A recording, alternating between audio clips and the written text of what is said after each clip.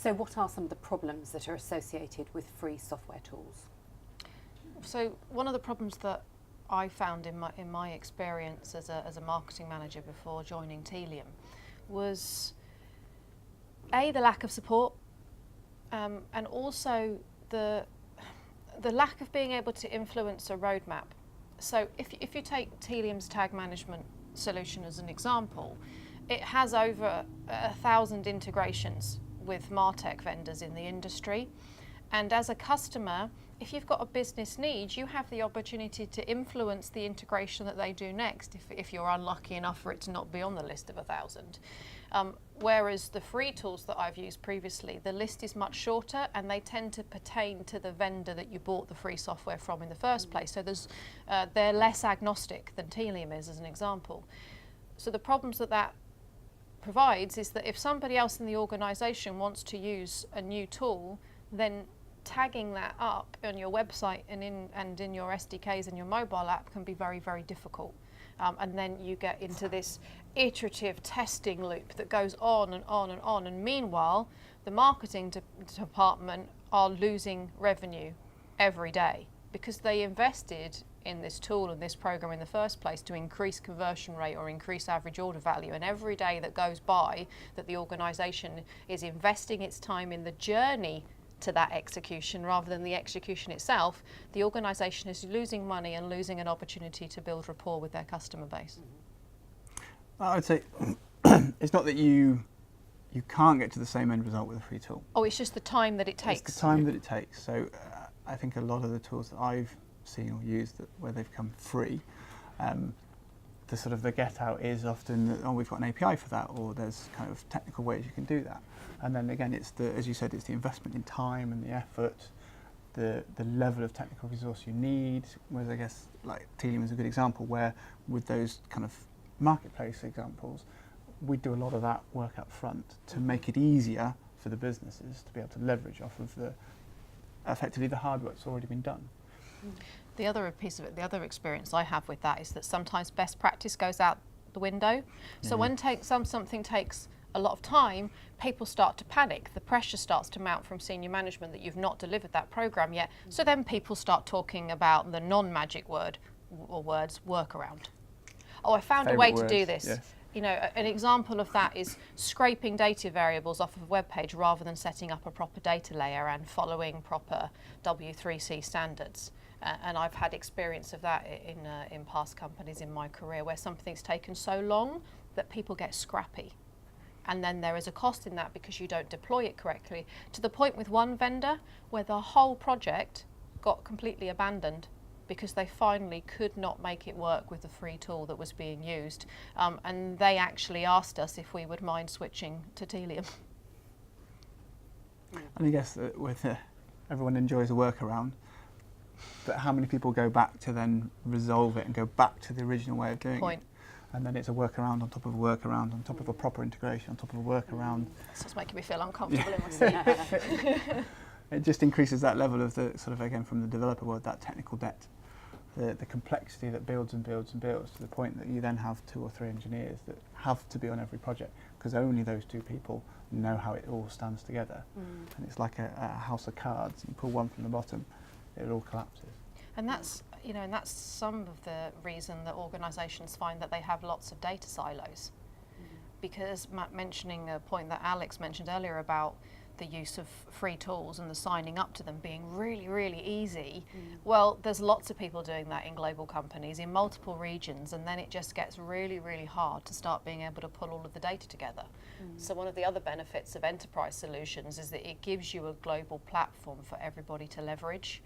And enterprise platforms tend to put a lot of effort into usability, into making them easy for everybody to use across the globe. They invest time and effort into even localizing their dashboards and their user interfaces.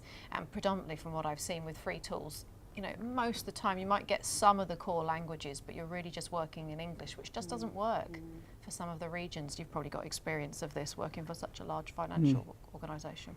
As an example, working with Tealium, we sort of, one of the prerequisites to try and get some more sort of translations of the interface because of our global nature. And that was something that we're able to do with working with the account management and the team in order to get that in as part of our agreement. So that's an example again where the enterprise solution we're able to step up and provide the level of service we needed to even consider it as a solution. Surely free tools can be supported by third-party vendors if internal resource is limited. Absolutely. Yep, totally agree. I would say yes, you can use third parties, and even in enterprise solutions, third parties have their place. Tealium has a partner network that allows clients the choice and the flexibility to use either partners that are closer to them geographically or closer fit or specialising in their industry, but they'll have been trained up. And I guess that's one of the double edges of free, is there's a low barrier to entry for free. It's not to say it is free, but it's easier to start on that journey. That is good for the client, but it also means it's easy for partners to get to the same level. We have a great partner network, and we spend a lot of time and effort in making sure that they understand our products, understand how to deploy them, are able to support the clients as if they were part of our team. Not all agencies and third parties are created equal. And I think with a free tool, it's very easy for an agency that perhaps specialises in analytics, and somebody says, "Oh, can you do optimization?" Oh, there's a free one. Yeah. Oh, yeah, we can do that. We can read up on it. And so it's very easy to get a team to support you that maybe don't have the level of skills that you need, and then they have exactly the same, are in exactly the same position. You hit a roadblock. Oh, it's all right. We've got an agency. We'll phone them up. Yeah, but it's They not don't know about anymore. it's not about the who. It doesn't matter if that person is in an agency or they're working for the organisation. It's about how quickly that person can deploy the technology for you to get the marketeer or the department to the end goal of achieving the deployment that they want. So it's not about saying agencies or not agencies. It's about ensuring that your business is agile no matter who is delivering the activity. What happens when something goes wrong with free software tools?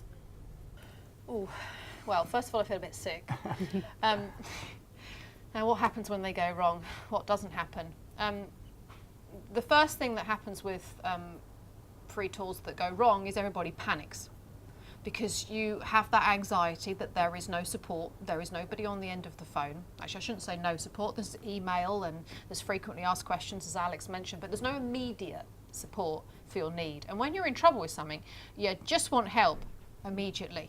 You know, it's like a child who wants the next toy. You want that help immediately. And that's not possible with free software. It might be that you're doing something in quite a bespoke way, so therefore, because it's not standard, you hit a roadblock. And when you hit a roadblock and people panic, then comes out the magic word, workaround. And then so you add a workaround to a previous workaround. I think in financial organisations you have a term for this, or in software you have a term for In this, software Alex. development, it's the concept of technical debt, as you sort of build upon workarounds or sort of fudges of ways to do things. Every time you then need to do something else, the question is, do we spend the time fixing that and sort of paying off our debt, or do we build upon it, increasing our debt? Yeah, and meanwhile, the marketing team or the customer insights team or whichever customer facing team it is that's trying to deploy a new project has to wait and wait. And the thing that they wanted to do to build trust in their brand with their consumers or to drive revenue waits. And then that hurts the business. And then, of course, you're getting into very large costs of using a free tool. So in summary, what is the greatest benefit of working with a paid platform solution? It's the support, and I think that's on a couple of levels. So it's the support of the platform itself, and as you said, the ability to pick up a phone, it's broken, it's done, things not working, all the controls they've got there. It's support on the deployment, so again, whether you use a partner or whether you use the software vendor themselves, there should be a certain level of support there to either educate the end users, the partners, or help with the deployment themselves. And then support at the account level. So being able to have those regular catch-ups, those regular conversations. How are you getting on? What are the problems? How can we help?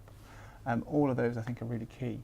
And that as a combined package I think is something that you see in abundance in an enterprise solution that you don't in free software.